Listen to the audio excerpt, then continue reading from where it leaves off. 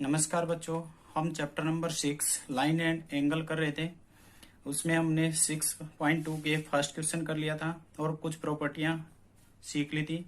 आज हम second question करते हैं। क्या करा है, ये डायग्राम दे रखा है हमें। ए बी और सी डी पैरेलल दे रखा है। ये ए बी और ये क्या है, सी डी, दोनों क्या है, पैरेलल। पैरेलल है तो अल्टरनेट इंटीरियर एंगल, को इंटीरियर एंगल, सब चारों की चारों प्रॉपर्टी हमारी क्या होंगी, होल्ड करेंगी, यानी कि मान्य होंगी हमारी। सी डी और ई एफ, यानी कि ये लाइन और ये लाइन भी क्या है, पैरेलल है, यानी कि तीनों ही आपस में क्या होगी, पैरेलल। क्योंकि ये लाइन किसके है, इस लाइन के, और ये लाइन किसके है, इसके, तो ये लाइन इसके भी होगी। ठीक है, तो तीनों आपस में पैरेलल है। तो कह रहा है A Y ratio Z equal to 3:7 दे रखा है। ठीक है, find X and Y X Y Z, X Y और जेड की वैल्यू फाइंड आउट करनी है हमें। किसकी वैल्यू फाइंड आउट करनी है, एक्स वाई और जेड की। तो हम पैरेलल वाली जो कंडीशन है चारों, उसको आप याद रखिए। ठीक है, हमें पता है ए बी और सी डी पैरेलल हैं और सी डी ई एफ के पैरेलल है, तो ए बी सी एफ के पैरेलल होगा, यानी कि ये ए बी और ये सी एफ क्या हो जाएगा, पैरेलल। क्योंकि कोई तीन चीज समान है तो उस बीच वाली चीज को हम हटाएंगे तो फर्स्ट और लास्ट थर्ड जो है वो भी क्या रहेगी, समान ही रहेगी। तो ये पैरेलल हो गया। तो हमें पता है एक्स और वाई क्या है, एक्स और वाई अल्टरनेट एक्स और जेड, यहाँ पे क्या हो जाएगा, एक्स और जेड। ठीक है, एक्स और जेड क्या हो जाएंगे, क्योंकि A B parallel to E F, A B parallel to E F, तो ये क्या हो जाएंगे, अल्टरनेट इंटीरियर एंगल। ठीक है, अब हमें पता है एक्स और वाई, क्योंकि ये दोनों लाइन ए बी और सी डी भी क्या है, पैरेलल है, तो ये क्या हो गए, सेम साइड एंगल हो गए। तो सेम साइड एंगल होते हैं और पैरेलल होती है तो उनका सम कितना होता है, 180। ठीक है, तो सेम साइड एंगल और सेम साइड ऑफ एंगल का दूसरा नाम अगर बोला जाए तो क्या होता है, को इंटीरियर एंगल। क्या होता है, को इंटीरियर एंगल। तो x और y का आंसर कितना आ गया हमारे पास, 180।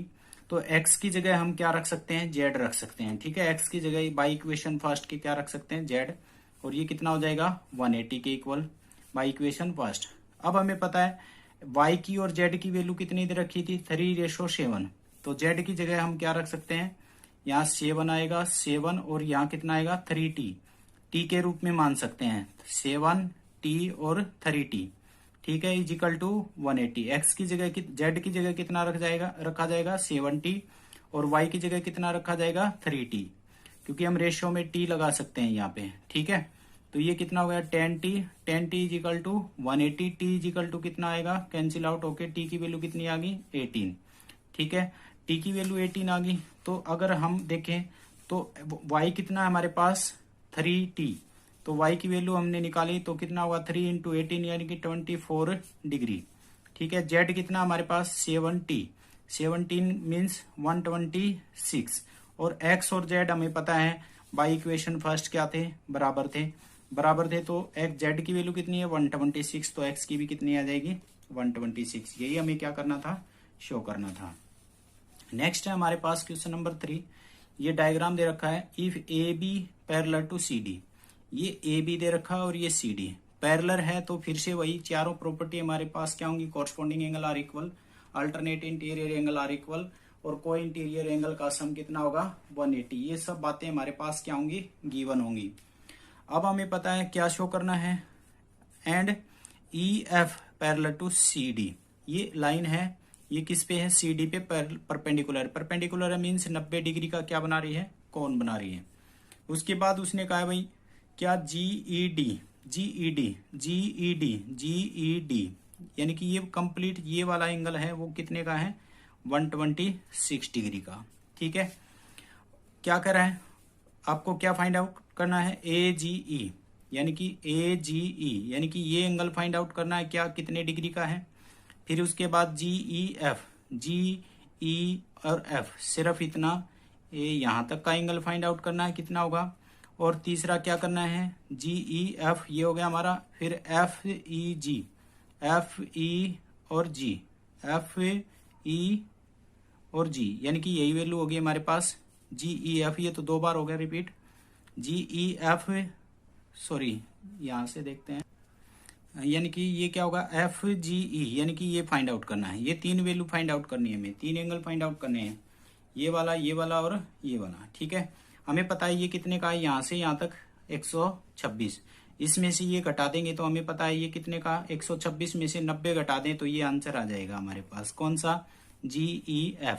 तो हमें पता है AB पैरेलल टू CD और EF ट्रांसवर्सल लाइन।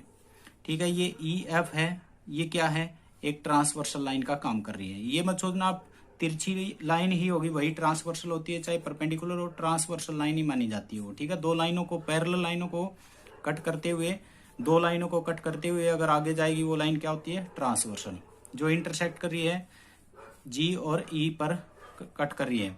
अब हम देखते हैं AGE ये वाला एंगल और GED यानी कि ये वाला एंगल क्या है, दोनों बराबर क्यों है, अल्टरनेट इंटीरियर क्यों होंगे, क्योंकि ये क्या है, पैरेलल लाइन, तो अल्टरनेट ये वाला और ये वाला क्या होगा, अल्टरनेट। तो ये वाला कंप्लीट एंगल हमें पता है कितने का है, 126, तो ये भी कितने का होगा, 126, ये कितने का हो जाएगा, 126। तो GED कितने का हो जाएगा, ये वाला GED कितने का हो जाएगा, 126, क्योंकि इसका आंसर हमें पता है कितना है, 126। तो एक तो आंसर हमारा ये आ गया। दूसरा हम आगे बढ़ते हैं, AGE इजिकल टू GED, ये कितने का आ गया, 126, किसके द्वारा हो जाएगा, बाई इक्वेशन फर्स्ट के द्वारा, ये हो गया हमारे पास। अब हम क्या लेते हैं, नाउ GED, ये फिर से GED को लिया हमने, कितने का है, 126। अब हमें पता है यहां से मैं 90 डिग्री हटा दूंगा तो यही तो बचेगा और यही हमें आंसर में चाहिए। तो मैंने क्या किया, GED को दो हिस्सों में तोड़ा, GEF ये वाला लिया और EFED दो में तोड़ दिया इसको मैंने, ये 126 इक्वल में रहेगा, जबकि इसका आंसर कितना है हमारे पास, 90 डिग्री, ये 90 वैल्यू रखी। अब मैं इसको इधर लेके आऊंगा तो मेरे पास GEF कितना बन जाएगा मेरे पास, 36। तो ये दो एंगल हमने फाइंड आउट कर लिए, एक ये हो गया हमारे पास और एक ये हो गया हमारे पास। नेक्स्ट करते हैं, आप डायग्राम पे ध्यान देना। तो ये क्या है, CED, आप डायग्राम में CED देखना कौन सा है, CED किसको तोड़ सकता हूं मैं, GEC, GEF और FED, ये क्या बनेगा, 180 स्ट्रेट एंगल बन जाएगा। क्या बन जाएगा, एक ये स्ट्रेट एंगल 180 डिग्री का। तो हमने यानी कि ये कंप्लीट क्या है, 180 डिग्री का एंगल है और इस एंगल को हमने 3 हिस्सों में तोड़ दिया। लाइन को आप डायग्राम को देखेंगे तो अच्छे से आपको समझ में आ जाएगा कि कैसे टूटा हुआ है। तो ये वैल्यू तो एज इट इज, इसकी वैल्यू कितनी है, 36, इसकी कितनी है, 90 डिग्री और इक्वल टू 180। इन दोनों का सम कितना होगा, 126। इसको इधर लेके आए तो क्या होगा, -126। 180 में से इसको सब्ट्रैक्ट करेंगे तो कितना मिलेगा हमारे पास, 54। तो ये एंगल क्या हो गया, FGE और GEF। आप डायग्राम पे ध्यान देना इसको, ये दोनों आपस में क्या है, अल्टरनेट इंटीरियर एंगल हैं। तो ये वैल्यू क्या हो जाएगी हमारे पास, GEF ये कितने की है, 54 की, तो ये भी कितना हो जाएगा, 54 हो जाएगा। तो ये हमारे क्या हो गए, सारे एंगल कंप्लीट हमने निकाल लिए। आज हम इतना ही काम करेंगे।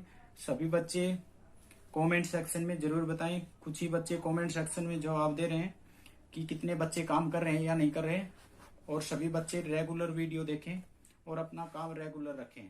ठीक है।